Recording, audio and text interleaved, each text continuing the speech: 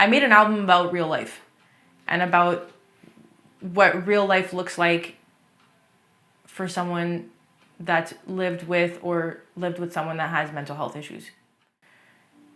It's not pretty, and I don't think it's supposed to be. What I said is absolutely true. I am proud of you, except for the things that I can't be proud of you for.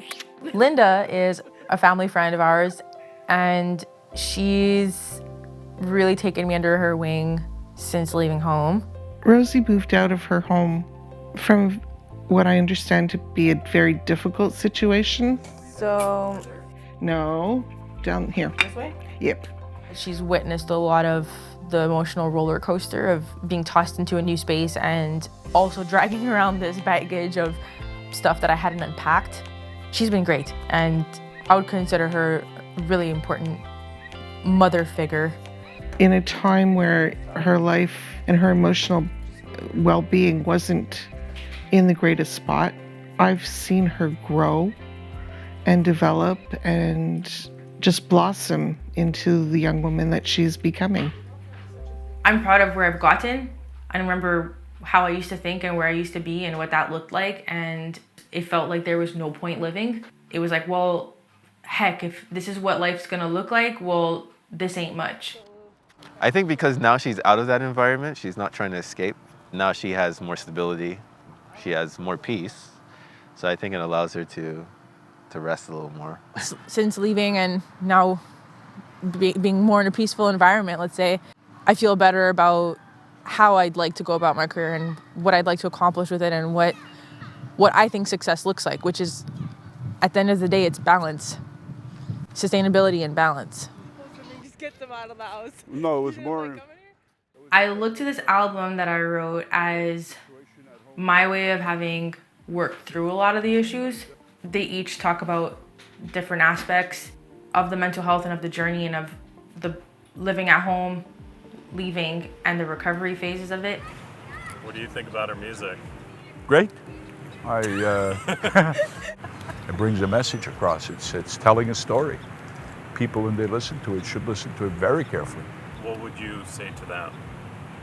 Like, for people who are going through that right now? Go get help. Go get help. Go for counseling. Start with counseling. If you need more, do what you got to do to get yourself back on track again. We were the unfortunate ones, let's say, that it ended this way. But it doesn't have to end that way. It could have been a lot better. And by her putting this thing out, whatever audience it could reach, maybe it could do that much good for those people. Who knows?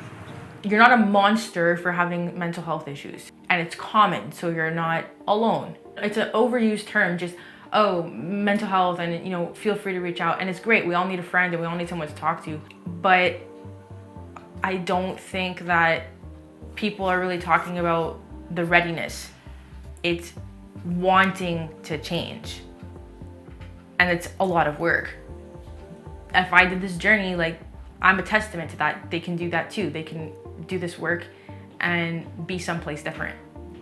Her songs are not something that you listen to or hear on the radio once and can dismiss. The songs that she writes are anthems, I think, for her generation. She wrote a song, Raise Your Voice. When I first heard it, she said that it was speaking to herself. But when I listen to it, and hopefully you'll listen to it, it speaks to such a larger audience. Young women who have been abused, people who have been marginalized. It's all about empowering yourself.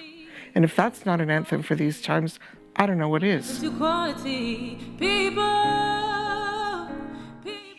love that Rosie is always trying to perpetuate and spread positivity through her lyrics and through her artistry and just her as a person. She's a great person to be around. I really enjoy spending time with her, not only creatively but just hanging out. But through her music, I think she's trying to use the platform that she has and her artistry to make the world more in line with what her vision is for it. Her music is not a different thing from her life. It's all one thing.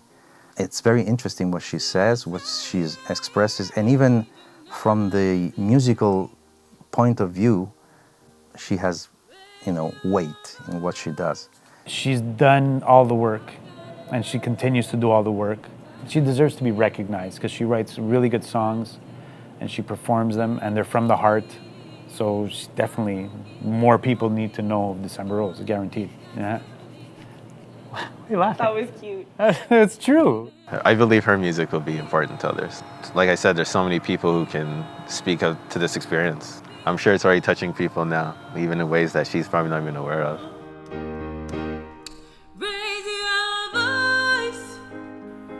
If she were watching this right now, I guess I would want her to know that I don't hate her. I'm still angry with a lot of things that she did and how that's affected my life now. And that in time, maybe we could reach some kind of healthy dynamic to have some conversation and to still have some kind of involvement in my life in whatever capacity I'm comfortable with. With everything that she's gone through, the ability to love is there for herself, to encourage other people to just look at themselves, find the good in themselves, and love themselves. And that's remarkable. She is slowly building up a confidence level, and yet she accomplishes amazing things. I feel like it's a daily decision to say I don't want to walk around with this.